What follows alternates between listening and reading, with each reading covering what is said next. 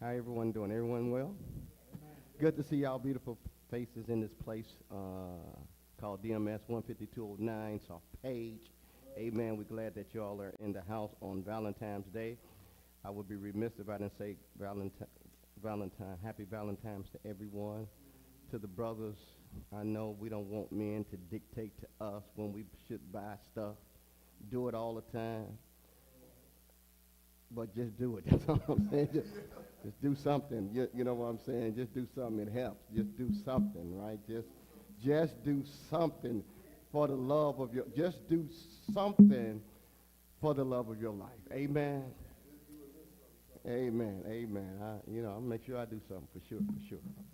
Uh, I thought about this, right? So you all know that I play basketball, right? So when I got serious about playing basketball, I had to go buy me a basketball, right? Because I'm going somewhere with this. And as I was stopped bowling, y'all know I love bowling, right?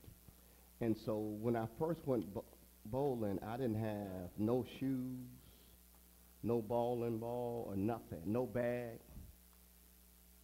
So then because I liked it a lot, I went and bought me some shoes, and I'm cheap, y'all. Okay, I went and bought me some bowling shoes, a bag, and now I have a few balls in the garage and all those places. Amen. Now, you all know I was turned on last year playing golf. Amen.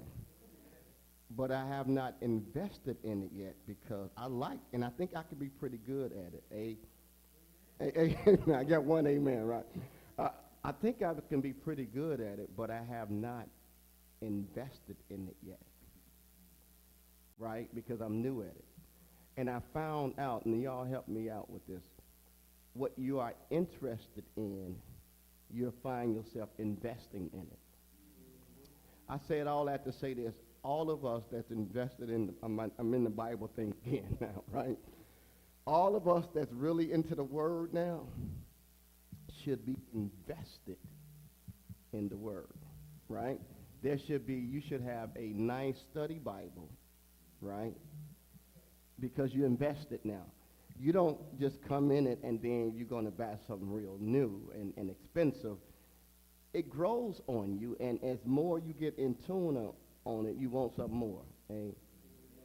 That has nothing to do with our lesson, but I thought about that as I was on the train. And as I think about stuff, I want to share it, Sharing is what? Caring. I'm just saying I care, that's all right? So when you invested in something, you're going to do something, right? So let's get back to Genesis. There's a lot of stuff we have to cover in Genesis. I'm going to give you all a quick overview, synopsis of Genesis 20. I got some questions I need to ask you before we get to Genesis 21. So here's how it's laid out in terms of Genesis 20. Genesis 20, verse 1 and 2, Abraham lies again. This is in Genesis 20, 1 and 2. A familiar mannerism that Abraham has, because we know in Genesis 12, 10 and 13, he did the same thing. He lied, right? And I think it was alluded to that Sarah had to been a nice-looking woman. Amen, because it seemed like men always wanted her. Verse 3 and 7, God threatens judgment upon Abimelech for taking Sarah. He told Abimelech that you will be like a dead man if you fool around with this woman. That's verses 3 and 7. Now, verses 8 and 10, Abraham is rebuked again from this heathen king. It's amazing how a heathen king got to tell Abraham about his God when he should be telling the heathen king about God. Verses 11 and 13, Abraham uses excuse. That's what we're going to start at. We're going to look at Abraham's excuse for the reason why he lied. So someone read Genesis 20, verses 11 to 13. And Abraham said, because I thought, surely the fear of God is not in this place, and they will slay me for my wife's sake. And yet indeed she is my sister. She is the daughter of my father, but not the daughter of my mother. And she became my wife. And it came to pass, when God caused me to wander from my father's house, that I said unto her, this is thy kindness which thou shalt show unto me. At every place whither we shall come, say of me, he is my brother. All right. Was he justified in his lie?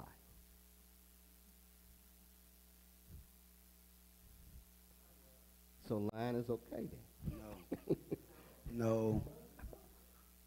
Yeah, but not in the sense whereas, right, he was talking, right.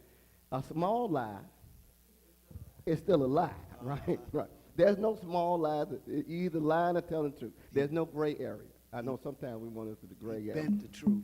Right, right. You can't bend the truth. The truth is the truth, and the lie is a lie. All right. So, was he justified in lying?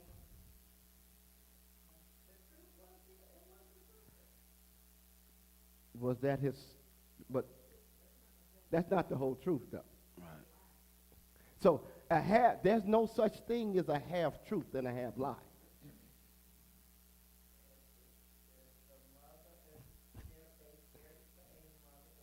No, same father.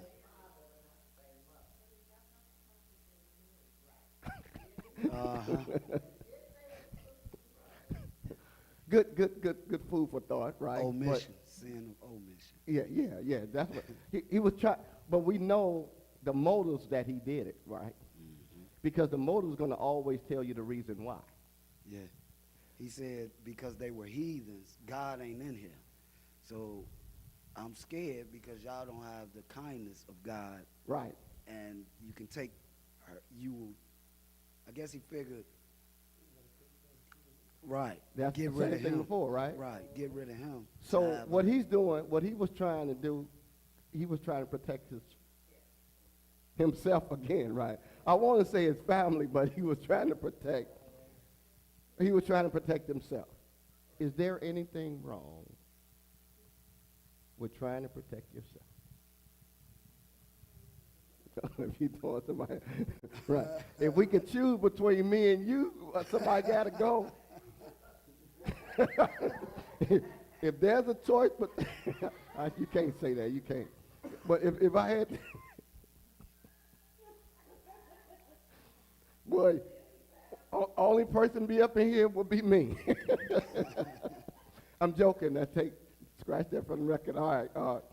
So he was trying to protect himself, but here's the thing. In trying to protect himself, he didn't understand God again. Right? So we do know what's going to happen in chapter 21. Isaac is going to be born. Right? Finally, after all these years. But in chapter 20, we know a lot of things happened in chapter 20. But here's the point. God finally blessed Abraham and Sarah with a child. Right? Think about all of Abraham's failures. Remind us of us, right? All it failed. God had to keep reminding him that you're going to have a child, right? You're going to have a child. You're going to have a child. Now, in chapter 21, we see the child being born. Now, here's the question. Was the child finally was born because Abraham finally got it? No. Unconditional promise. All right, so the child was born based on what then? God. Based on God. So this promise was what we call, what I think you said, what Unconditional. is unconditional. Some promise is conditioned, right? Which means what? If it's conditioned, what does it mean? If you do this, There you I'll go. do that. Right. If God say, I would do this if you do that, right? And so a lot of our when you're talking about God and God's covenant, what do you think they are? More conditional or unconditional? I think it's more unconditional promises than conditional.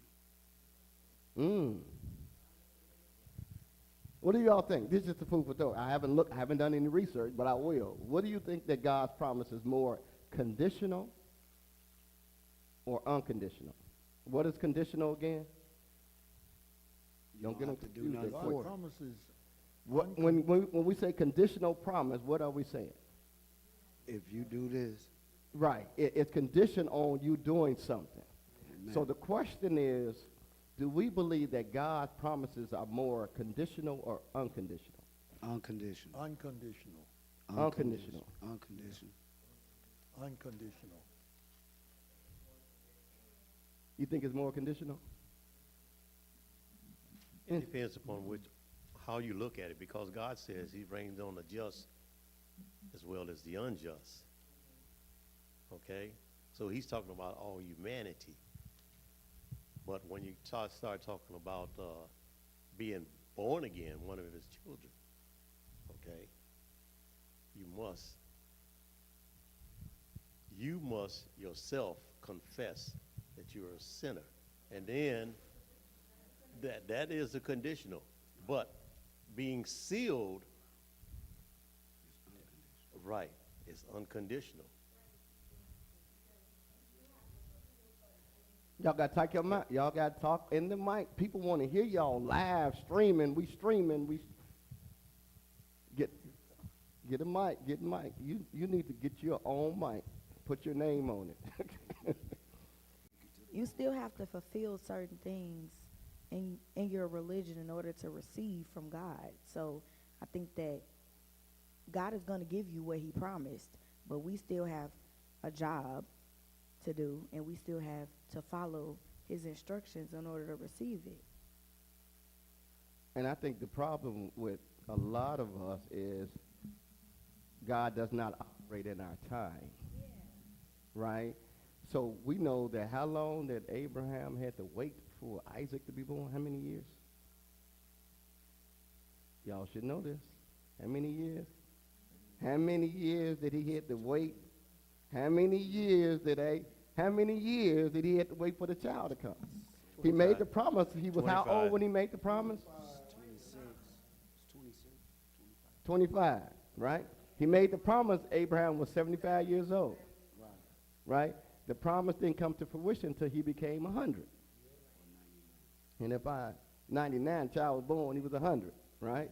So 25 years before the child. So that's a long time. A lot of time, a lot of things whispering in your ear is not going to happen in those 25 years, right? That's what happened to us. God that made us a promise, so much stuff done happened, we lose sight of the promise. Amen. And so when we talking about God, we really want to be in that unconditional covenant with God, don't we? Amen. Amen. Right? Right. Because if it's based on us, we may miss out, right? But thank God for God who he is, we don't have to miss out. All right. So I believe that to answer that question, because that's a good question, do we believe is it more conditional or unconditional? When I think about grace Amen. in the scheme of things, right? Grace has always given us something that we don't deserve.